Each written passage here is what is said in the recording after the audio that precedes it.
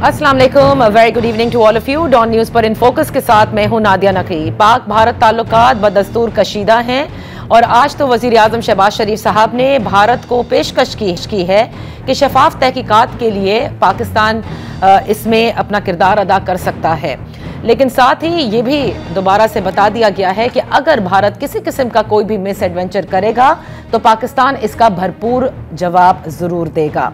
दूसरी जानिब भारत ने अपनी आबी जारियत बरकरार रखते हुए पहले तो उन्होंने जो यकतरफा फैसला किया और सिंतास मुआहदे को मुअत्तल किया, उसके साथ साथ आज उन्होंने मुजफ्फराबाद के मकाम पर दरियाई झेलम में बगैर इत्तला पानी छोड़ दिया, जिसके बाद मुजफ्फराबाद में भी इमरजेंसी का निफाज किया गया और आसपास के जितने गाँव हैं उनको भी खबरदार किया गया। मसाजिद से जो अनाउंसमेंट्स हैं वो की गई, क्योंकि कितना बड़ा सैलाबी रेला है उससे कोई नुकसान ना हो।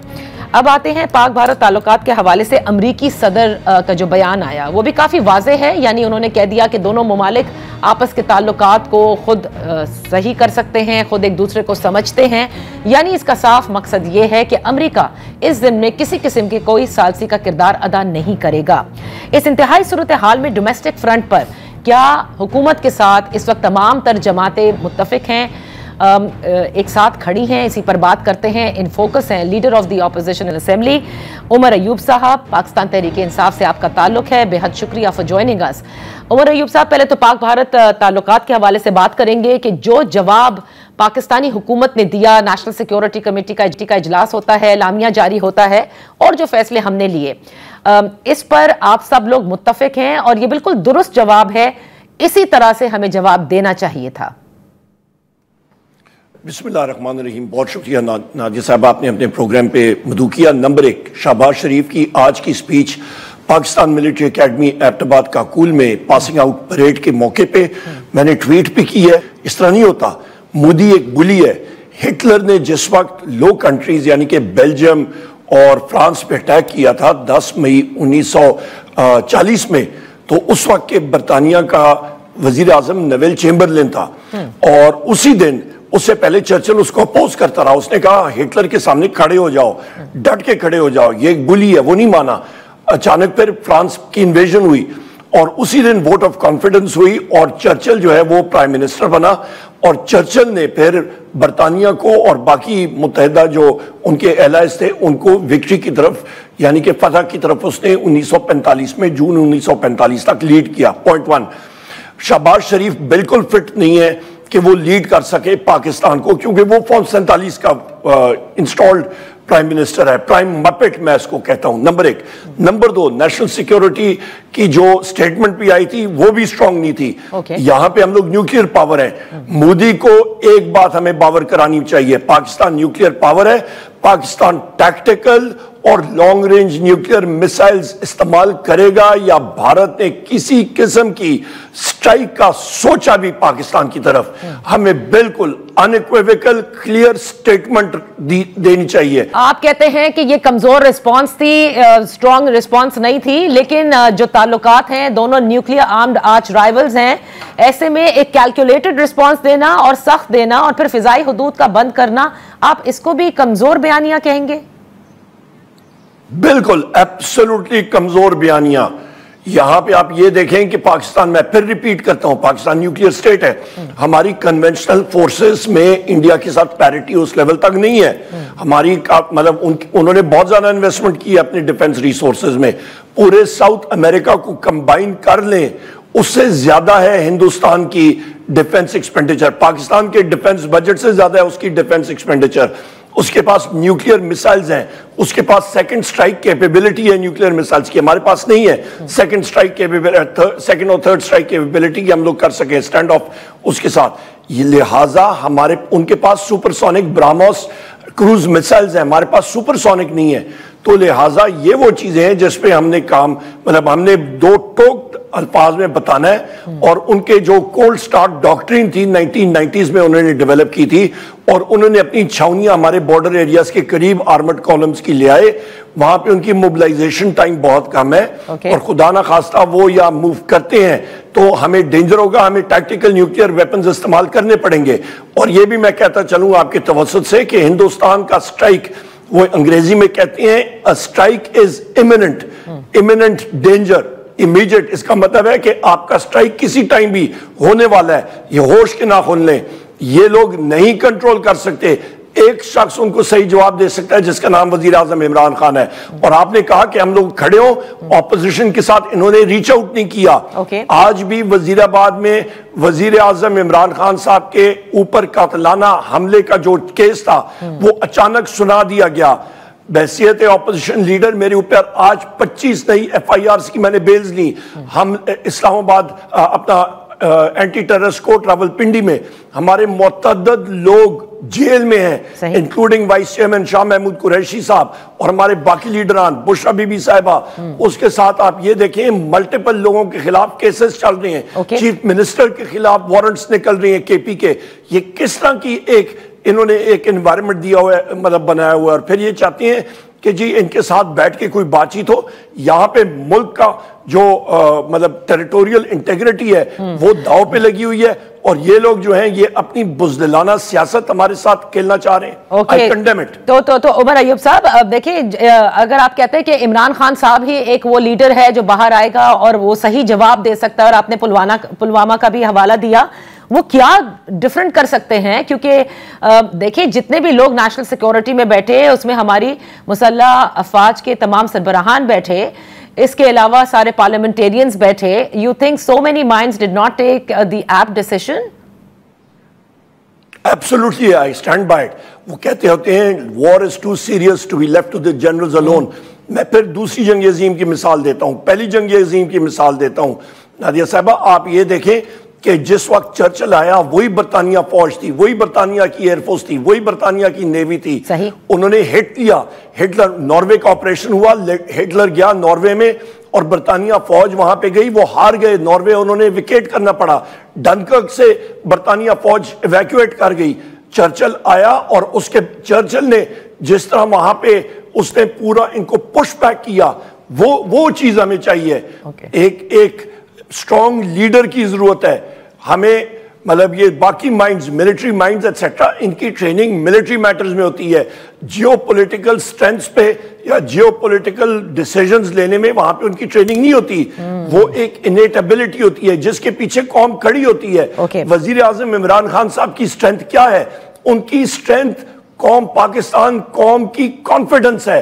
मैं फिर रिपीट करता हूं, मैंने कल भी रिपीट किया, दरिया समुंदर में गिरता होता है, लिहाजा अफवाज पाकिस्तान को पाकिस्तान कौम के साथ खड़ा होना पड़ेगा। और पाकिस्तान कौम की ये चाहत है, ये उमंग है, ये जरूरत है कि वजीर, और ये चिल्ला के कह रहे हैं कि वजीर आजम इमरान खान ही वजारत उज़्मा की कुर्सी पे बैठे हो, ना कि ये घुसपैठिया जिस तरह शहबाज शरीफ बैठा हुआ है। सर, इतने अहम इस वक्त हालात हैं और आपने जिस तरह से कहा कि टेरिटोरियल इंटेग्रिटी का सवाल है और भारत का आपने जिक्र किया कि वो कितना मुसल्लह है और कितना उसका दिफाई निज़ाम हमसे ज्यादा सोफिस्टिकेटेड है, आप कह रहे हैं, तो ऐसे में तो फिर आप लोगों को भी पहल करनी चाहिए ना, मीट देम, हुकूमत के साथ बैठे। जिस तरह सर कि सेनेट के अंदर आपने मुत्तफिका करारदाद के अंदर साथ दिया, ये तो वो वक्त है कि जिसमें सबने एक साथ खड़े होना है। नहीं, किस तरह साथ है? मेरा लीडर जेल में है, जेल से वो साथ देगा? हमारे पीछे एंटी टेररिस्ट कोर्ट्स के पर्चे आ रहे हैं, रोजाना आ रहे हैं, हम लोगों को जेल में डाले हैं, 3 बार मुझे अरेस्ट किया ने, तो हम लोग किधर से करेंगे? हमें कोई मतलब यहाँ पे आप ये देखें, इस शहबाज शरीफ ने, मरियम ने, आसिफ अली जरदारी ने, उन्होंने तो मुल्क को डिवाइड करके रखा हुआ है। अवाम जो है वो चाहती है कि वजीर आज़म इमरान खान लीड करे। इनके पास तो ना मॉरल अथॉरिटी है, इनके पास तो एक फॉल्स मैंडेट के साथ आए हुए हैं। तभी तो ये चीज इनमें तभी तो एबिलिटी नहीं है कि ये कोई भारत को या मोदी को जवाब दे सके। तो फिर मुझे ये बताइएगा कि इसी ज़िम्मे में, क्योंकि जब आप ये जिक्र कर रहे हैं अदालतों का, अपने केसेस का भी आपने जिक्र किया, दीगर रहनुमाओं का जिक्र किया, तो एक खत जो है 9 सफ़ात पर मुश्तमिल, जो अलीमा खान साहिबा भी मौजूद थी, सलमान अकरम राजा भी मौजूद थे, चीफ जस्टिस ऑफ पाकिस्तान, और इस्लामाबाद हाई कोर्ट के जो कायम मकाम चीफ जस्टिस हैं, उनको डिलीवर किया गया है, जिसमें आप लोगों ने जिक्र किया है आइन का, कानून का, मुलाकातों का, तहफ़्फ़ुज़ात का, केसेस का। तो क्या आप उम्मीद हैं इन्हीं अदालतों से कि वो ये 2 खत जो खतूत डिलीवर हुए हैं, इससे कोई आप लोगों को, आपकी प्रॉब्लम्स में कोई अफाका होगा? देखिए जी, हमारी प्रॉब्लम्स में अफाका हो ना हो, जुडिशरी ने अपना स्टैंड, अपनी इंडिपेंडेंस के लिए, आज़ादी मतलब आप समझ लें कि कानून के लिए उसने खुद अपना स्टैंड लेना है। अदालतें आज़ाद नहीं होंगी, खुदा न खास्ता लोगों को इंसाफ नहीं मिलेगा। एक सबसे मकबूल तरीन पार्टी के लीडर को आप दीवार से लगाएंगे और फिर आप एक्सपेक्ट करेंगे कि आप जंग में जाएंगे, लोग कहाँ पे खड़े होंगे? आपकी कौम जंग में उस वक्त जाती है जिस फौजें तब जाती हैं जब अवाम उसके पीछे खड़ी होती है। 65 की वॉर पाकिस्तान ने जीती क्योंकि अवाम खड़ी थी, 71 की जंग हारी क्योंकि अवाम नहीं खड़ी थी। आज के हालात आप देख लें, आपने पिछले 2019 में जब पुलवामा का अटैक हुआ और बालाकोट पे अटैक हुआ, इंडियन एयरफोर्स का, वजीर आज़म इमरान खान साहब के 2 टोक ऑर्डर्स थे और उनकी 2 टोक राय थी मोदी को। हम लोग सोचेंगे बाद में, वार पहले करेंगे, और उन्होंने कर दिखाया, ऑर्डर्स दिए थे। यहां पे तो ये लीडरशिप जो है, लीडरशिप तो मैं इनको कहता नहीं हूं, ये तो कठपुतलियां बैठी हैं, इनमें वो एबिलिटी नहीं है कोई एक्शन ले सके। तो फिर आप जब कहते हैं कि ऐसे में इमरान खान सब कुछ कर सकते हैं, तो उनको बाहर निकाला कैसे जाएगा? आप लोग तो हमेशा कहते हैं कि वो अपने केसेस फेस करेंगे और अदालतों के जरिए ही तमाम तर इंसाफ मांगेंगे। एक स्ट्रोक ऑफ अ पेन से तो वो बाहर नहीं आ सकते। बहुत अच्छा सवाल, बहुत अच्छा सवाल है आपका। वजीर आज़म इमरान खान साहब के खिलाफ टोटल 9 से 10 ऐसे केसेस हैं जिनमें बाकी सारों को बेल्स हो चुकी है। वो अदालत के जरिए ही, मतलब यहां पे ये कठपुतलियां जो चाहें, इस्टेब्लिशमेंट चाहें, ये कल ये केसेस लाके जो यहां पे हाजूज माजूज की इंटरफेरेंस है कोर्ट्स में और बाकी जगहों में, वो खत्म करें। अदालतें कल ही उनको बेल दे सकती हैं, अदालती निजाम के जरिए आ सकते हैं और वो बैसियत लीडर ऑफ द हाउस आ सकते हैं, उनका इलेक्शन भी हो सकता है, ये सारी चीजें हो सकती हैं। तो फिर इसके लिए क्या कोशिश सिर्फ एक महज खत से हो सकती है? उसके लिए तो फिर आप इस सिस्टम को बहुत अच्छी तरह जानते हो उमर अय्यूब साहब, कि कहाँ क्या बात करनी होती है, कहाँ इंगेजमेंट करनी होती है, कैसे मज़ाकरात को आगाज करना होता है। तो क्या उस पर सोच रहे हैं? देखिए जी, हमारे सोचने का क्या है? इंडिया अटैक करने वाला है, जब वो धमाके खुदा ना खास्ता शुरू होंगे तो तब कान के पर्दे खोलेंगे इन लोगों के सारों के। मतलब हम तो देख रहे हैं ना कि कौम के साथ क्या खिलवाड़ हो रहा है। ये किस तरह की लीडरशिप दे रहा है कि जी हम लोग थर्ड पार्टी इन्वेस्टिगेशन कर लें। ये इसी तरह ये कि एक बंदा गांव में बैठा हो और उसकी जमीन पे आके कोई हल मार दे, कोई और काम कर दे, और वो आके के और वो मतलब आगे मतलब घुटने टेक दे। ये तो वही कर रहा है मोदी के सामने। मोदी अटैक करने के लिए तैयार है और शहबाज शरीफ कहता है यार आके हमारे यहाँ इन्वेस्टिगेशन में हम लोग हिस्सा लेंगे। ये कोई बात है करने की? उमर अय्यूब साहब, क्योंकि ये समझ में आ रहा है, आपने सदर ट्रंप का बयान देख लिया कि उन्होंने भी ये देख लिया, और कल हुसैन हक्कानी साहब भी हमारे साथ थे, वो ये कहते हैं कि अमेरिका भी और पावर्स जो हैं वो अब पाकिस्तान इंडिया की इस पैट को कभी भी इतना ज्यादा संजीदा इसलिए नहीं लेती क्योंकि ये हमेशा होता है, कुछ अरसे के बाद होता है। एंड इट्स अबाउट टाइम कि दोनों ममालिक खुद बैठकर अपने मसाइल का हल करें, ना कि किसी को सालसी का किरदार अदा करना पड़े।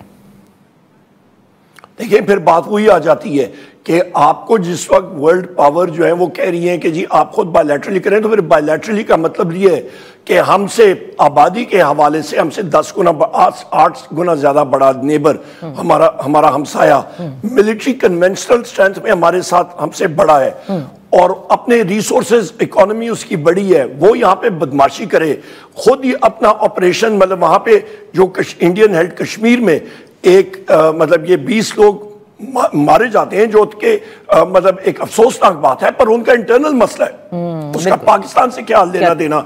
वहां पे जाके वो लोगों के हाउस मतलब घर डिमोलिश कर रहे हैं, इसका मतलब है वो लोग वहीं पे मुकीम है, उसका पाकिस्तान से लेना देना क्या है? और पाकिस्तान को वो आंखें निकाल के देख रहे हैं और पाकिस्तान को कह रहे हैं कि हम लोग तुम्हें थ्रेटन करते हैं, हम लोग इसको कंडेम करते हैं। वैसे लीडर ऑफ द ऑपोजिशन में कंडेम करता हूं। तो अब मुलाकातों के हवाले से मैं आना चाहूंगी कि मुलाकातों के बड़े मसाइल हैं, आए दिन आप लोग जाते हैं मिलने, बानी तहरीक इंसाफ से मुलाकात नहीं हो पाती, लेकिन इसी जिम्न में हम ये देखते हैं कि 4 रिटायर्ड जनरल्स जो हैं वो भी एक पिटिशन फाइल करते हैं और उसमें वो कहते हैं कि वो रुफका भी हैं इमरान खान साहब के, मुलाकात करना चाहते हैं, अहम मुल्की उमूर पर बात करना चाहते हैं। पहले तो ये बताइएगा उमर अय्यूब साहब, क्या ये पार्टी के लोग थे, किसी टाइम में रह चुके थे, and do you know them? देखिए जी, या रिटायर्ड आर्म फोर्सेस पर्सनल है, जरूर जाके मिले, पार्टी के साथ उनका ताल्लुक बहुत, पाकिस्तान तहरीक इंसाफ बहुत बड़ी पार्टी है, मुल्क की सबसे बड़ी पार्टी है, जाके जरूर मिले। और सबसे इंपॉर्टेंट बात है, उनको इजाजत मिलनी चाहिए क्योंकि वही नेशनल सिक्योरिटी के इश्यूज भी डिस्कस करेंगे, नंबर 1। नंबर 2, नादिया साहबा, सबसे अहम चीज ये है कि मुलाकातें होनी चाहिए। वजीर आजम इमरान खान साहब का उनका जेल मैनुअल के तहत उनको नाजायज रखा गया है वहां पे, वो एक पॉलिटिकल प्रिजनर है। आपको फिर मैं रिपीट करता हूं, उनके खिलाफ केसेस सारे के सारे सियासी केसेस हैं, कोई फैक्चुअल केस नहीं है। लेकिन की मुलाकात होनी आपने कहा कि बिल्कुल मुलाकात होनी चाहिए, लेकिन इस मुलाकात के हवाले से जितने सियासी पंडित हैं वो इसको इस नजर से देख रहे हैं कि रिटायर्ड आर्म्ड फोर्सेस के लोगों का मिलना, उसके लिए पिटीशन दायर करना, अहम उमूर पर बात करना, और आपने कहा नेशनल सिक्योरिटी के हवाले से भी वो बात करें, का मतलब ये है कि एस्टैब्लिशमेंट के साथ जो एक दरवाजा बंद है, क्या वो कोई पैगाम लेकर आ रहे हैं? This is what everybody is interested in now. Nadia साहबा, मैं आपको बता रहा हूं सिचुएशन बहुत तेजी से तब्दील हो रही है। खुदा ना खास्ता, मैं फिर रिपीट करता हूं, इमिनेंट अटैक हिंदुस्तान करने वाला है। खुदा ना खास्ता ब्रह्मोस क्रूज मिसाइल कहीं पे गिरा तो उसकी शॉक वेव्स के साथ इनके कानों के पर्दे फटेंगे तो तभी आगे कोई एक्ट करेंगे। मतलब ये मैं कह रहा हूं, हमें रिप्लाई देना पड़ेगा। मैं फिर उस आपकी बात पे आता हूं, हमारा सबसे पहले हमारा एक्शन होना चाहिए नेशनल असेंबली का इजलास, वहां पे कौम को यूनाइट करने की बात, वहां पे शहबाज शरीफ इमीडिएटली मुस्ताफी हो, वजीर आजम इमरान खान साहब को कहें, पाकिस्तान तहरीक इंसाफ जो लोगों की उम्मीदों की तर्जुमानी करती है वो लीड करे, कोई ऐसा मसला नहीं है।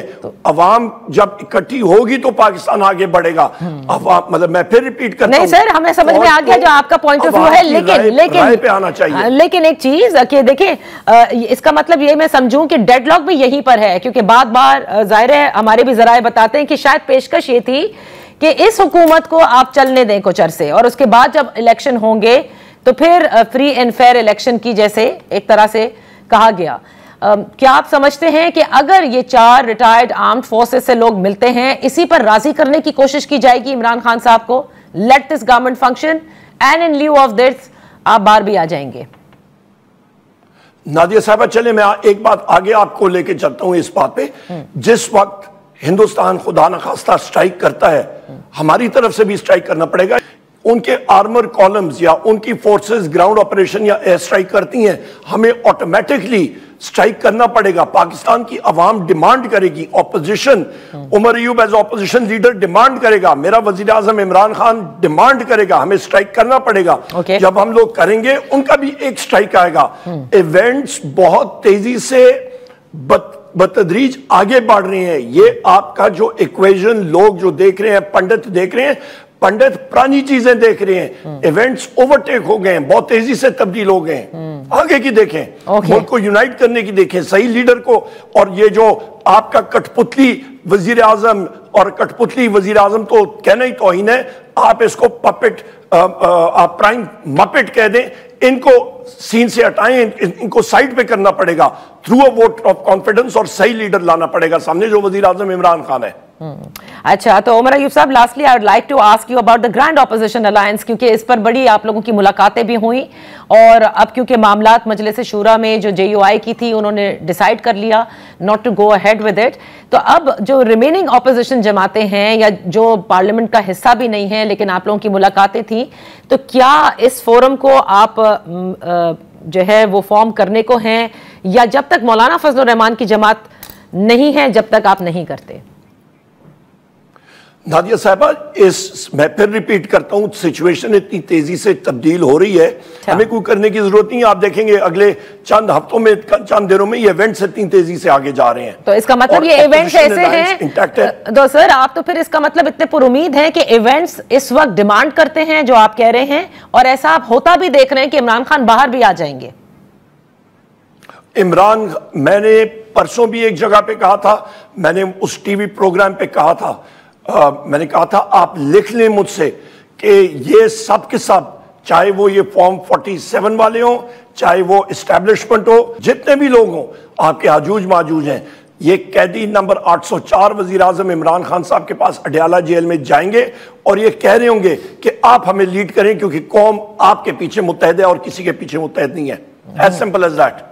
बहुत बहुत शुक्रिया उमर अयूब साहब प्रोग्राम में हिस्सा लेने के लिए। यहाँ पर वक्त हुआ है एक ब्रेक का। उमर अयूब साहब, लीडर ऑफ द ऑपोजिशन कौमी असेंबली, बड़े वसूख से ये कह रहे हैं कि अगले चंद हफ्तों में इमरान खान साहब को खुद जो है वो एस्टैब्लिशमेंट भी कहेगी कि आपने लीड करना है कौम को, क्योंकि मुल्क की हालात ये डिमांड भी कर रहे हैं और ये समझते हैं कि ऐसा होगा। Well, let's take a break over here and then speak to barrister Aqeel Malik.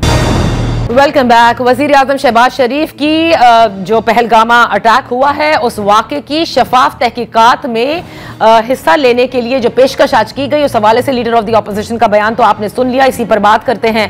In focus है बैरिस्टर अकील मलिक साहब, वजीर मुमलिकत बराए कानून और इंसाफ, पाकिस्तान मुस्लिम लीग नून से। Thank you so much for joining us. Barrister साहब, वजीर आजम शहबाज शरीफ साहब ने जो बयान दिया और तहकीकात में, शफाफ तहकीकात में वो कहते हैं कि you know they can be a part of it, इस बात को, इस पेशकश को leader of the opposition Umar Ayub वो ये समझते हैं कि जो जवाब आप लोगों ने नेशनल सिक्योरिटी कमेटी का इजलास जब तलब किया और उसके बाद जो इकदामात लिए वो भी नाकाफी हैं। बिस्मिल्लाहिर्रहमानिर्रहीम। नादिर, बहुत बहुत शुक्रिया। देखिए, ये इतना गैर जिम्मेदाराना जो उन्होंने अपना मौकफ पेश किया है या पीटीआई का मौकफ पेश किया है, मैं उनसे ये एक्सपेक्ट नहीं कर रहा था। मेरे ख्याल से थोड़ा सा इसकी जो बैकग्राउंड में जाके देखने की जरूरत है। पाकिस्तान पे ये पहली दफा इल्जाम नहीं लग रहा, इससे पहले भी अनसब्सटैंशिएटेड, अनप्रूवन, जो उसको कहते हैं सपोर्टेड क्लेम जो हैं वो पाकिस्तान के खिलाफ जो है इस तरह इल्जाम दर इल्जाम लगाए। मैं थोड़ा सा इसके अकब में जाऊंगा, आपको बताऊंगा। 2007 में शायद उस असेंबली का उमर अयूब साहब खुद भी हिस्सा थे, तो आपको याद होगा कि समझौता एक्सप्रेस का जब वाकया हुआ तो पाकिस्तान ने उस वक्त पेशकश की थी और उस वक्त जॉइंट जो इन्वेस्टिगेशन ग्रुप बना था या जो जॉइंट इन्वेस्टिगेशन टीम थी, उन्होंने जब काम किया तो महीनों गुजरने के बाद इंडिया ने सिर्फ और सिर्फ एक फोटोग्राफ दी थी या एक तस्वीर दी थी, जो उन्होंने कहा कि ये हम सस्पेक्ट करते हैं कि शायद ये बंदा है। तो यहाँ पे तो आप ये देखें कि हमारी तरफ से तो अच्छा एक मुखलिस और अच्छा जो इकदाम वजीर आजम पाकिस्तान ने उठाया है, I think that needs to be commended. कि यहाँ पे अगर कोई मुल्क हमारे पे इल्जाम लगा रहा है और वो हमें in the committee of Nations जो है वो उसकी कोशिश है कि पाकिस्तान का जो वकार है, पाकिस्तान की जो इज्जत है, उसको इफेक्ट वो करना चाह रहे हैं, तो हमने तो ओपन पेशकश की है। हमने यही कहा कि जॉइंट इन्वेस्टिगेशन, उसकी साफ शफाफ इन्वेस्टिगेशन होनी चाहिए और अगर हमारी तरफ से कोई आपको कोई एविडेंस या कोई ऐसी चीज मतलूब है, कोई हमारी असिस्टेंस आप चाहते हैं, तो बिल्कुल हम उसमें तैयार हैं। आपकी जो नेसेसरी असिस्टेंस है वो हम बिल्कुल जरूर करेंगे, क्योंकि पाकिस्तान का बड़ा क्लियर जो है वो स्टांस है और वो क्लैरिटी के साथ हमने मौकफ अपना हुकूमत ने पेश भी किया कि पाकिस्तान की कोई किसी किस्म की इन्वॉल्वमेंट नहीं थी। ये तो ड्रामा जो उनका है, ये तो अब खुद ही जो है आप आहिस्ता आहिस्ता देखें, FIR से आप शुरू हुए, 150 पे अलेजिडली जो है वो वाकया होता है, 220 पे जो है वो तमाम तर मामला खत्म होता है, 230 पे FIR भी हो जाती है। तो इस तरह नहीं होता। तो बिल्कुल सही ना। तो ये जो मामला है ना, बैरिस्टर अकील साहब, कथा कलामी के लिए माफी चाहूंगी, उमर अयूब साहब सिर्फ वाहिद नहीं है और दीगर भी लोग जो पाकिस्तानी हैं, जाहिर है उनके भी जज्बात हैं और भारत के मुतालिक जिस तरह से वो हमेशा इल्जाम तराशी करता है, अपनी जारियत पर जारी रहता है। आप लोगों ने सेनेट में भी मुत्तफिका करारदाद मंजूर की, उन्होंने जो इकदामात लिए, आप लोगों ने उसका जवाबी इकदामात लिए। ऐसे वक्त में पाकिस्तान की जानिब से ये कहना है कि देखिए हम भी शफाफ तहकीकात के अंदर पेशकश कर दें अगर, तो इसका ये मतलब लिया जाएगा कि okay all right we are sort of accepting what you are blaming us for. जब हमने वाजे कर दिया कि हम इन्वॉल्व नहीं हैं तो नहीं हैं, तो हमें क्या जरूरत है इन्वेस्टिगेशन में उनकी मदद करने की? देखिए, मौजूद माशरों में नादिया, आप थोड़ा सा इसको रियलाइज करें कि एक रीजनल पर्सपेक्टिव के हवाले से, एक रीजनल स्टेबिलिटी के हवाले से, दोनों ममालिक जो हैं वो न्यूक्लियर स्टेट्स हैं और वो उनके पास एटॉमिक बॉम्ब्स हैं। यहाँ पे ख्वाजा साहब ने भी जो स्टेटमेंट दी कि the world definitely needs to pay a little attention, थोड़ा सा कम से कम तवज्जो दें कि यहाँ पे ये नहीं है कि एक तरफ से जो शूटिंग स्टेटमेंट्स इंडिया की तरफ से आ गई, उन्होंने सब्सटैंशिएट नहीं किए अपने क्लेम्स, उन्होंने प्रूव नहीं किए और आउटराइट एलिगेशन की जो भरमार है वो पाकिस्तान को मुद्दे इल्जाम ठहरा दिया गया। उमर अयूब साहब को चाहिए कि इस मसले पे सियासत करने की जरूरत नहीं है। इस मसले पे कम से कम जो है एक जॉइंट फ्रंट और एक यकजहती के साथ जो है तमाम तर मामले को करने की जरूरत है। और इसमें ऐसी क्या बात है, जब वजीर आजम ने पेशकश की है कि अगर तफ्तीश में या इन्वेस्टिगेशन में हम भी वही चाहते हैं, दूध का दूध पानी का पानी हो। और थोड़ा सा मैं आपको याद दहानी अगर करवाऊं कि उमर अयूब साहब खुद अपने लीडर की अगर वो नेशनल असेंबली की तकरीर उठा के देखे तो इमरान खान ने क्या कहा था, ये लोग चाहते हैं कि मैं बटन दबाऊं और इंडिया पे हमला कर दूं, ये चाहते हैं। ये खड़े होके on the floor of the house जो है, आपकी शायद नजर से वो क्लिप भी गुजरा होगा, जी जी, उन्होंने बिल्कुल जरूर वहां पे उस टाइम कहा था। तो हमने उस टाइम भी ये नहीं कहा था, हमने ये कहा था कि आप कम से कम ये अभिनंदन वाला जो तमाम तर चाय पिला के वापस भिजवाने वाला था तमाम तर मामला, इससे इंडिया को शय मिलेगी। क्या इकदाम उठाए, कुलभूषण का जब वाकया हुआ, वो तमाम तर मामला जो उस वाकये से जुड़े थे, क्या उस पर हुआ? तो उस वक्त तो इनकी हुकूमत थी, इनकी हुकूमत में तो 2 इंसिडेंट्स हुए। वो तो देखिए, बिल्कुल आपने कहा 2 इंसिडेंट्स हुए। उमर अयूब साहब ये कहते हैं कि उस वक्त फौरन इमरान खान साहब ने बतौर एक लीडर एक्ट किया और कहा कि पहले एक्शन होगा, बाद में देखी जाएगी, जबकि वो ये ब्लेम कर रहे हैं इस वक्त। वो कहते हैं शहबाज शरीफ साहब को जो है वो एक लीडर की तरह बिहेव करना चाहिए था। And then of course he said के फॉर्म 47 के वो प्राइम मिनिस्टर हैं, इसलिए वो उनको मानते नहीं। और साथ ही वो कहते हैं कि इमरान खान साहब को ही बाहर लाना होगा। उन्होंने अभी ये दावा किए कुछ देर पहले बैरिस्टर साहब कि इमरान खान साहब को खुद स्टैब्लिशमेंट जो है वो रिलीज भी कर देगी चंद हफ्तों में और कहेगी आप आएं और प्राइम मिनिस्टर शहबाज शरीफ जाएं। देखें, शहबाज शरीफ साहब की जहां तक बात की तो बस ये थे प्राइम मिनिस्टर, उन्होंने नेशनल सिक्योरिटी कमेटी की जो मीटिंग चेयर की, उसमें जो भी फैसले हुए वो कौम और अवाम के सामने रखे गए through the deputy prime minister, foreign minister, defence minister, information minister. कौम को एतमाद में लिया गया। हमने बताया कि अगर इंडिया ये स्टेप्स लेगा तो हम 2 हाथ आगे जाके जो है क्विड प्रो को प्लस जो इकदाम हैं वो हमने लिए। बिल्कुल इंडिया को अभी इकोनॉमिकली जो इतना डिसएडवांटेज हो रहा है इस तमाम तर एयर स्पेस क्लोजर की वजह से या ट्रांजिट ट्रेड की क्लोजर की वजह से, तो वो आप देखें कि वो इकोनॉमिकली तो सफर कर रहे हैं। अब और इससे अच्छे इकदाम हम बेहतर या अच्छी हिकमत अमली वाले इकदाम क्या लेते कि लाइन ऑफ कंट्रोल पे जाके वहां पे क्या ओपन फायरिंग शुरू कर देते। ऐसा नहीं होता। इनको सोचने की जरूरत है, इनको देखने की जरूरत है। और असल मुद्दा तो अभी आपने बयान किया जब ये इन्होंने कहा इमरान खान को खुद जो है बाहर निकाल के लेके हैं, तो असल तो इनका लेने देना किसी और चीज से है नहीं। नेशनल सिक्योरिटी कमेटी की मीटिंग होती है, नादिया साहब ये नाम दे के रजामंदी जाहिर करके हाँ करके उसके बाद भी ये लोग नहीं आते। अगर मुल्क में दहशतगर्दी के ऊपर जो है नेशनल सिक्योरिटी कमेटी बनाई जाती है, इन कैमरा ब्रीफिंग होती है, they don't show up, they don't turn up, and then having the audacity to उस पे एतराज करें जो तो बैरिस्टर अकील सर इस वक्त one last question on them, और उसके बाद फिर मैं जाहिर है कि सिंतास मायदे की तरफ भी आना चाहूंगी कि पहले मैं ये जानना चाहूंगी कि जो इस वक्त इंतहाई ताल्लुकात हैं, जाहिर है कि बड़े कशीदा ताल्लुकात हैं बकौल उमर अयूब साहब के कि स्ट्राइक इज इमिनेंट, यानी कि भारत अपनी हठधर्मी किसी भी सूरत कर सकता है, जाहिर है वो कुछ भी कर सकता है और हम तैयार भी हैं उसको 200% जैसे आप लोगों ने कहा जवाब देने के, और बार बार हमने ये कहा है। लेकिन वो ये समझते हैं कि ऐसे में इमरान खान साहब को बाहर होना चाहिए। चले वो जो भी समझे, लेकिन क्या आप लोग से ये मेरा सवाल है कि आप नहीं समझते कि इस मौके पर ये जरूरी नहीं कि पाकिस्तान तहरीक इंसाफ एक बड़ी जमात है ऑपोजिशन की, उसके लीडर को भी ऑन बोर्ड होना चाहिए उन तमाम तर एक्शंस पर, उन तमाम तर चीजों पर जो इस वक्त हम मुल्क के हवाले से लेने को हैं? देखिए, मैं समझता हूं कि एक जो कन्विक्टेड इंडिविजुअल है उसके जितने भी केसेस हैं उनका आईन और कानून के मुताबिक जो है वो फैसला होना है। उनको अपनी अदालती लड़ाई लड़नी है, अपनी इनोसेंस वहां पे प्रूव करनी है।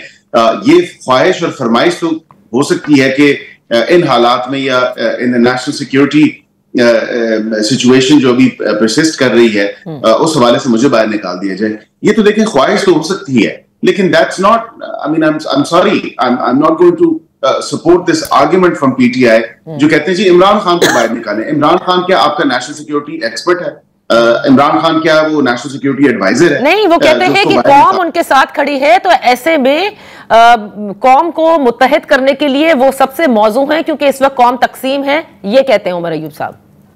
देखें, कौम के जो नौजवान हैं, कौम की जो शान है और कौम की जो हिफाजत करते हैं वो अफवाज पाकिस्तान है, वो नेवी है, वो एयरफोर्स है, वो आर्म फोर्सेस हैं। कौम उनके साथ खड़ी है और हमने भी यही कहा है कि हम भी उन्हीं के साथ खड़े हैं in the first line of defence. जब वो आपके मुल्क की हिफाजत करते हैं, they obviously protect your land, sea and air space, जो तमाम तर प्रोटेक्शन वो प्रोवाइड करते हैं अल्लाह ताला के बाद। सो ऑब्वियसली मैं ये समझता हूं कि कौम उनके साथ खड़ी है, कौम ने बिल्कुल मैसेजेस दिए and nobody really, to be honest with you, शायद एक लार्जर देन लाइफ एक पिक्चर प्रेजेंट की जा रही है कि शायद इमरान खान जो एक मिसाया है वो दोबारा वही गर्दान पड़ी जा रही है और वही मैसेज रिपीट किया जा रहा है कि नहीं, इमरान खान को निकालेंगे तो ये तमाम तर मामलात होंगे। माजरत के साथ इमरान खान के अंदर या बाहर होने से मुल्क की तरक्की जो है वो रुक नहीं जाएगी। अच्छा, मुल्क की जो नेशनल सिक्योरिटी है उसकी जो प्रोटेक्शन है उसको आर्म फोर्सेस और हमारी लॉ एनफोर्समेंट एजेंसीज ने उसकी प्रोटेक्शन को खुद इंश्योर किया हुआ है and working with the government of course on this. तो किसी के बाहर होने या किसी के अंदर होने से किसी को कोई फर्क नहीं पड़ा। नेशनल सिक्योरिटी की जो जिम्मेदारी है वो मुतल्लिका जिम्मेदारी जो इदारे हैं वो बिल्कुल बखूबी उसको निभा भी रहे हैं, बखूबी जानते हैं। बैरिस्टर अकील मलिक साहब, यहाँ पर एक ब्रेक लेते हैं और ब्रेक के बाद हम अपनी गुफ्तगू जारी रखेंगे। Welcome back. इन फोकस हैं बैरिस्टर अकील मलिक साहब, वजीर मुमलिकत बराए कानून और इंसाफ, पाकिस्तान मुस्लिम लीग नून से आपका ताल्लुक। बैरिस्टर अकील मलिक साहब, लेकिन उनके जो तहफ़्फ़ुज़ात हैं वो आज भी मुलाकातों के हवाले से हैं। प्लीज़ ये ना कहिएगा कि जेल मैनुअल के हवाले से वो मुलाकातें कर रहे हैं। कितनी बार वो लिस्टें अप्रूव होती हैं, नहीं जाने दिया जाता। अलीमा खान साहिबा आज तक नहीं जा सकी। कोर्ट्स जो हैं उनको अप्राइज करते हैं तौहीन अदालत के केसेस के हवाले से, फिर कोर्ट ऑर्डर करती हैं, फिर जेल के दरवाजे नहीं खोले जाते। ये सब कहाँ होता है? ये इसमें कौन मुलव्वस है? हुकूमती को तो मुर्द इल्जाम ठहराया जाएगा ना, और क्यों नहीं होने दे रहे मुलाकातें? देखिए, in accordance with the Pakistan prison rules 1978, जो जेल सुपरिटेंडेंट है वो फुली एम्पावर्ड है कि लॉ एंड ऑर्डर या सिक्योरिटी के पेश नजर जो है वो इन तमाम तर मामला को रेगुलेट कर सकता है, मुलाकातों के मामले को। अलीमा खान साहिबा का जहां तक मामला है, उनकी पहले मुलाकातें होती रही हैं। उन्होंने तमाम तर मुलाकातों के बाद जो प्रोपेगेंडा किया है, फिर कोर्ट में जाके इन लोगों ने खुद, इनकी वकला की टीम ने, इनके अपने सलमान अकरम राय साहब जो सेक्रेटरी जनरल हैं, उन्होंने वहां पे स्टेटमेंट दी और उन्होंने यही कहा कोर्ट प्रेमिसेस के, अदालत के प्रेमिसेस के बाहर हम किसी किस्म की जो है वो मीडिया टॉक नहीं करेंगे, और वो बिल्कुल विद इन सर्टेन रेडियस जो है outside the premises of Adiala jail उन्होंने अंडरटेक किया, उन्होंने गारंटी किया। लेकिन बावजूद उसके वहां पे आप आए, आपके साथ प्रोग्राम में वो बैठे हैं, आपके साथ यहाँ पे गुफ्तगू करें, पूरी मुलाकात का हाल अहवाल बताएं, लेकिन ये नहीं हो सकता कि वहां पे जो एक मीडिया टॉक करते हैं वो ओके। तो इसका मतलब ये वो काम है जो अलीमा खान साहिबा कर रही थी, और आपने जैसे कहा कि वो प्रोपेगेंडा कर रही थी, यही वजह है। She has violated the orders of the Honorable Islamabad High Court. Now अब उनकी मीटिंग हुई है, I'm sure उनको कोई ना कोई जो मीटिंग अभी रिसेंटली इनके वकला की हुई है एक्टिंग चीफ जस्टिस साहब के साथ, उसमें भी ये बात ज़ेरे गौर आई है। और मैंने बिल्कुल मैं समझता हूँ कि मंगलवार दिन इनकी मुलाकातें हो जाएंगी, लेकिन I am sure they been warned not to flout the orders of the honorable court। यानी बकायदा मुलाकात हुई है इस्लामाबाद हाई कोर्ट के कायम मकाम चीफ जस्टिस से? जी, मीडिया ने रिपोर्ट किया इनकी मुलाकात हुई, पीटीआई के अपने लोगों ने कहा कि हमारी मुलाकात हुई वो कोर्ट प्रेमिसेस में ही, क्योंकि मैंने तो सोशल मीडिया पे ही इनकी वीडियोस देखी हैं तमाम तरह ये मामला, और मीडिया ने भी रिपोर्ट किया कि इनकी मुलाकात हुई है, बिकॉज ऑब्वियसली ये चाह रहे थे इन्हीं मुलाकातों के हवाले से। तो जो अदालत का ऑर्डर है in true letter in spirit उसकी इंप्लीमेंटेशन हो रही है, और बिल्कुल किसी को ये इजाजत नहीं है कि अदालत के ऑर्डर को फ्लाउट करे या डिसरिगार्ड करे। ओके, क्या ये जो पाक भारत ताल्लुकात है इस हवाले से कोई ऑल पार्टीज कॉन्फ्रेंस हुकूमत बुलाने को है, या मुश्तरका पार्लियामान का इजलास बुलाने का सोचा जा रहा है? देखें, फिल वक्त मेरी नॉलेज में तो नहीं है, लेकिन एक्सपेक्टेडली जो है वो इस सिचुएशन के ऊपर ज्वाइंट सेशन जल्द बुलाया भी जा सकता है। मैं बिल्कुल उसको वो खारिज इम्कान नहीं है, और आई थिंक इट्स एप्ट कि हम दोनों हाउसेस का जो ज्वाइंट सेशन है उसको बिल्कुल मदऊ किया जाना चाहिए। ये नेशनल सिक्योरिटी का मामला है, और नेशनल सिक्योरिटी के मामले पे किसी किस्म की लचक, किसी किस्म की ढील या किसी किस्म की कोताही जो है वो बर्दाश्त नहीं की जा सकती। I think all the parliamentarians from both houses हमें एक ज्वाइंट सेशन के अंदर जो है ये रिजॉल्व करना चाहिए, और बताना चाहिए कि ना सिर्फ कौम बल्कि पार्लियामान, हुकूमत और इदारे पाकिस्तान की सालमियत के लिए, पाकिस्तान की टेरिटोरियल इंटेग्रिटी के लिए वो मुत्तहद हैं और वो यकजा हैं। ओके, बैरिस्टर अकील मलिक साहब, फिर आते हैं दरियाए सिंध पर जो नहरों बनाने का मंसूबा है, इसी सारे जो मसाइल इस वक्त चल रहे हैं और जो इतनी मैं कहूँगी कशीदा सूरत हाल है, इसमें पाकिस्तान पीपल्स पार्टी के वफ्द की और उनके चेयरमैन की मुलाकात वज़ीर आज़म शहबाज शरीफ साहब से भी होती है। इत्तेफाक किया जाता है कि तमाम तर मामलात कंसेंसस से होंगे और फिर CCI का जिक्र होता है और उसकी एक तारीख भी दी जाती है। लेकिन जो इस वक्त लोग एहतजाज कर रहे हैं, वकला बरादरी ख़ास तौर से, और खैरपुर के मकाम पर आपने देखा किस तरह से तमाम तर शाहराएँ भी ब्लॉक हैं, वो नहीं अग्री करते। वो कहते हैं पीपल्स पार्टी PMLN दोनों एक दूसरे के साथ दे रही हैं, हमें बाकायदा वज़ीर आज़म की जानिब से नोटिफिकेशन चाहिए, तभी हम ये धरना ख़त्म करेंगे। देखिए नादिया, यहाँ पे ये तमाम तर मामला अनफॉर्चुनेट रहा कि I think we probably got lost in translation, और दोनों तरफ से जो है वो पहले तो CM सिंध की तरफ से और फिर सिंध के प्रोविंशियल मिनिस्टर्स की तरफ से बहुत सख्त रिमार्क्स भी आए, बहुत सख्त जो है वो बातें भी की गई। फिर इन रिस्पॉन्स ऑब्वियसली पंजाब के मिनिस्टर्स ने भी की। मैंने पहले दिन से ये कहा है कि ये तमाम तर मामला अफ़ाम तफ़हीम से ही हल होगा। Will have to sit together, will have to discuss, और जब तक कंसेंसस नहीं हो सकता तब तक आगे नहीं बढ़ा जा सकता। और सो मच सो मैंने तो ये भी कहा कि CCI का इजलास जो है उसको बुला लेना चाहिए, और इन एनी केस वो एक कॉन्स्टिट्यूशनल रिक्वायरमेंट है हर 90 दिन बाद। तो वो पहले से इतनी ताखीर हुई थी, और मैं खुशहाइन समझता हूँ कि वज़ीर आज़म पाकिस्तान ने CCI का इजलास 2 मई को बुला लिया है। और जो आपने देखा कि इवन बिलावल साहब ने भी अपनी तकरीर में कहा कि वज़ीर आज़म ने उनको अश्योर किया है। तो हुकूमत तो सिंध में जो है वो पीपल्स पार्टी की है, एंड आई थिंक उनकी जिम्मेदारी बनती है कि लॉ एंड ऑर्डर की सिचुएशन वहां पे जो है, जो सिक्योरिटी सिचुएशन वहां पे बन रही है सेक्टर के करीब और व्हाटएवर जो एरियाज हैं, तो उनको बिल्कुल उनका काम है वो कंट्रोल करें और उसको एड्रेस करें।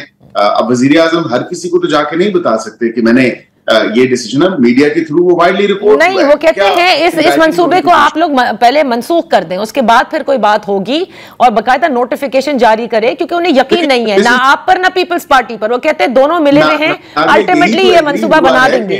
नहीं, यही एग्री हुआ है कि किसी किस्म का जो काम है वो आगे नहीं बढ़ेगा जब तक नहीं बैठेगी CCI, और CCI के इजलास के बाद जो फैसले वहां पे होंगे वहीं से बढ़ा जाएगा। ऐसा नहीं हो सकता। सही, बहुत बहुत शुक्रिया बैरिस्टर अकील मलिक साहब प्रोग्राम में वक्त देने के लिए। यहाँ पर हम एक लेते हैं, जब ब्रेक के बाद वापस हाजिर होंगे तो जब ये दरियाए सिंध पर नहरों के हवाले से बात तय हो गई है पाकिस्तान पीपल्स पार्टी और प्राइम मिनिस्टर शहबाज शरीफ में कि इस मामले को 2 मई को CCI में, यानी जो मुश्तरका मफादात की काउंसिल है, उसमें लाकर भी और मशावरत से ही इसका हल निकाला जाएगा, जिसमें तमाम तर सूबों की रिप्रेजेंटेशन है। फिर क्या वजह है कि वकला बरादरी धरना खत्म करने को तैयार नहीं? इस पर बात करेंगे right after this very short break. Welcome back. दरियाई सिंध पर नहरी मंसूबे के हवाले से बात तय हो चुकी है पाकिस्तान पीपल्स पार्टी और हुकूमत वक्त में के मामलात जो हैं वो CCI में डिस्कस किए जाएंगे, लेकिन कराची बार एसोसिएशन जो वकला बरादरी है जो अभी भी धरने में है, वो इस बात से अभी तक इनकारी है। वो कहते हैं कि हम धरना ख़त्म नहीं करेंगे। वहीं से इसी धरने से हमारे साथ हैं एडवोकेट अमर हसीब पंवर साहब। उनसे जानते हैं कि क्या वजह है कि जब तमाम तर श्योरिटी पाकिस्तान पीपल्स पार्टी दे रही है, फिर क्या वजह है अमर साहब कि आप ये धरना खत्म नहीं कर रहे? अब ये मामला तो CCI में चला गया है जहां पर तमाम सूबों की रिप्रेजेंटेशन है। जी बिल्कुल, बड़ी मेहरबानी। और बात यह है कि हम जब धरने के लिए आए थे तब हम यही डिमांड की कि जब तक हमें नोटिफिकेशन वापस नहीं मिलता तब तक हम वापस नहीं जाएंगे, क्योंकि उससे पहले भी जो है हमारे SSP का इशू था। उस वक्त भी जो है जो पाकिस्तान पीपल्स पार्टी थी उसने जो है हमारे साथ चीट किया था। उस टाइम पे भी उन्होंने कहा था कि हम ट्रांसफर कर रहे हैं, उसके बाद उन्होंने नहीं किया था। तो हमें बिल्कुल भी इन पर भरोसा नहीं है, क्योंकि जब केनाल्स की बात आई थी उस वक्त भी इन्होंने पहले तो ये कहा था कि केनाल बन ही नहीं रहे। जब फिर अवामी प्रेशर आया तो उसके बाद उन्होंने कहा कि केनाल के मुखालिफ नहीं बनना चाहिए। तो हमें इन पर बिल्कुल भी भरोसा नहीं है, और जो हमारा रीजन भी यही है कि हमारा इन पे मिसट्रस्ट है, हम इन पे बिलीव नहीं रखते।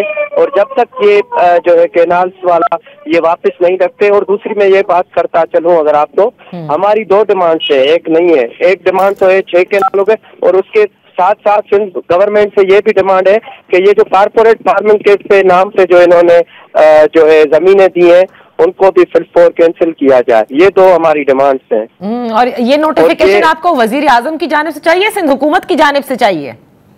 हमारा कारपोरेट फार्मिंग वाला जो है वो इशू वो हमारा सिंध गवर्नमेंट से मुंसलिक, और जो 6 कैनाल कैंसिल करने वाला जो है वो हमारा वफाक से मुतालबा है कि पहले ये किया जाए। लेकिन अब मुझे एक बात बताइए, ठीक है आप कनाल मंसूबे के हवाले से आपको तहफ़्फ़ुज़ात हैं और यही तहफ़्फ़ुज़ात पाकिस्तान पीपल्स पार्टी को भी थे, कॉम्परस जमातों को भी थे, लेकिन एक ऐसे फोरम पर जो कि आईनी फोरम है और आप मुझसे ज़्यादा कानून आइन को जानते हैं कि मुश्तरका मफादात काउंसिल के इजलास जिसमें तमाम सूबों की रिप्रेजेंटेशन है, वहां पर इस मंसूबे पर बाकायदा डिलिब्रेशंस होंगी और फिर जो भी तमाम तर सूबों का फैसला होता है जो मशावरत से तय किया जाता है वही होगा। तो आप नहीं समझते कि इस धरने से आप सिर्फ और सिर्फ तकलीफ पहुंचा रहे हैं लोगों को? नहीं, बिल्कुल भी नहीं, ऐसा हम नहीं समझ रहे। और क्योंकि CCI का इजलास हो रहा है, हमें उन पर भरोसा नहीं है, फिर भी मैं वो बात करूंगा कि ये जो वहाँ पे जो पॉलिटिकल पार्टीज बैठेंगी, क्योंकि हम समझते हैं कि ये अवाम मुखालिफ है। Peoples Party already sir Asif Ali Zardari इस पे मतलब एग्री हो चुका है, उन्होंने साइन की है, वो मुझसे आप बेहतर जानती हैं। तो हम समझते हैं ये सारे जो है आपस में मिले हुए हैं और ये अवाम दुश्मन मंसूबे कर रहे हैं। और आज बबरलो बाईपास पे 10वां दिन हम बैठे हुए हैं, लाखों लोग आए हैं और इस चीज को, इस प्रोजेक्ट्स को, ये जो दोनों है इनको रिजेक्ट कर चुका है। तो हम समझते हैं कि ये अवाम की नहीं सुनेंगे और फिर भी हमारा इन पे बिल्कुल भी भरोसा नहीं है और ये जो मुजाहिमत और ये जो धरना है ये बिल्कुल जारी रहेगा। बात मिसट्रस्ट की है, हमें CCI से कोई भी एक्सपेक्टेशन नहीं है कि वो जो है हमारी और अवाम की बात करेगी, वो अवाम दुश्मन बात करेगी। तो मुझे एक बात तो बताइएगा ना पंवर साहब कि जो ताजिर बरादरी है, जो क्योंकि आपने रोड नज़ारे ब्लॉक की हुई हैं और आप जानते हैं कि कितनी आमदोरफ्त होती है सामान की, वो ताजिर कहते हैं कि तकरीबन $15 लाख का नुकसान हो चुका है और उनका मुतालबा है कि उनके ट्रक्स फंसे हुए हैं, जो गुड्स हैं, जो पेरिशेबल आइटम्स हैं वो खराब हो रहे हैं। ईद उल अज़हा आने को है, जानवर तक ट्रकों के अंदर बेचारे गर्मी में मर रहे हैं, पानी कहीं नहीं मिलता, कहीं उनके खाने के इंतजाम नहीं होते, तो ये सारी तकालीफ हो रही हैं। जी बिल्कुल, हमने अवाम को यही रिक्वेस्ट की थी और हम यही फेडरल जो गवर्नमेंट है और सिंध गवर्नमेंट है उनसे यही रिक्वेस्ट करेंगे कि खामखा एक नोटिफिकेशन की बात है और हम नहीं समझते ये नोटिफिकेशन निकालना इतनी बड़ी बात है, जबकि सिंध का जो अवाम है वो इसको रिजेक्ट कर चुका है। और इंटरनेशनल लॉ में भी जो है अपर रिपेरियन और लोअर रिपेरियन के हुकूक है, राइट्स है, उसमें जो है अपर रिपेरियन जो है उसको कोई राइट नहीं पहुंचता कि लोअर रिपेरियन को वो वहाँ पे कोई कैनाल बनाए या कोई डैम बनाए, ये इंटरनेशनल लॉ है। और इसके अलावा 1945 में तो जो सिंध पंजाब वाटर डिस्प्यूट था उसमें तो 3 हिस्से दिए जा रहे थे, उसे 1991 का अकार्ड मौजूद है जिसको सिंध की कॉम्परस जमातों ने तो नहीं एक्सेप्ट किया था, लेकिन उसके बावजूद भी अभी भी वो पानी नहीं मिल रहा। तो बात हमारी फिर वही आएगी कि देखो पानी के अलावा तो जीवत ही नहीं है। अगर ये तकलीफ उनको आ रही है तो हम भी समझते हैं कि कल को अगर ये 6 कैनाल बन गए तो हमारा वजूद खत्म हो जाएगा, हमारे वजूद की बात अमर हसीब पंवर साहब, बेहद शुक्रिया फॉर ज्वाइनिंग अस। बड़े वाज़े तौर पर नोटिफिकेशन का इजरा होगा, धरना खत्म होगा और एक नोटिफिकेशन विफाक से और एक नोटिफिकेशन गवर्नमेंट ऑफ सिंध से चाहिए। इसी के साथ प्रोग्राम का वक्त खत्म होता है, इजाजत दीजिए, अल्लाह हाफिज।